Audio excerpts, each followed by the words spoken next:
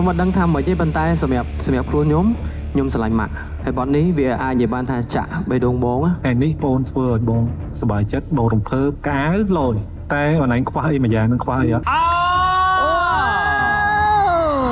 ម៉ាក់អ៊ីតានធ្វើបានទេម៉ាក់កូននឹងប្រឹងឲ្យឈ្នះរះអុយដូចផ្កាយឲ្យមកឈរចាស់ដៃមើលកូនកំពុងស្លាយលេងវាពេជ្រនៅលើ stage នេះឲ្យឆើតឆាយអោអ្នកម្ដាយ I will try កូននឹងប្រឹងឲ្យឈ្នះរះឲ្យដូចផ្កាយឲ្យមកឈរចាស់ដៃមើលកូនកំពុងស្លាយលេងវាពេជ្រនៅលើ stage នេះឲ្យឆើតឆាយអោអ្នកម្ដាយI will try បើសិនជាខ្ញុំជាក្រុមគ្រួសារបងខ្ញុំជាប្អូនបងម្នាក់ក៏ខ្ញុំមើលឃើញថាខ្ញុំមានមោទនភាពចំពោះបងមែនទែនដែលមានថ្ងៃនេះ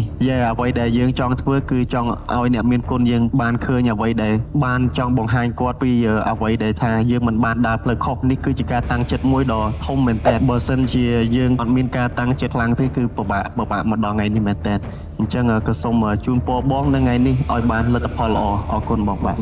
អរគុណច្រើន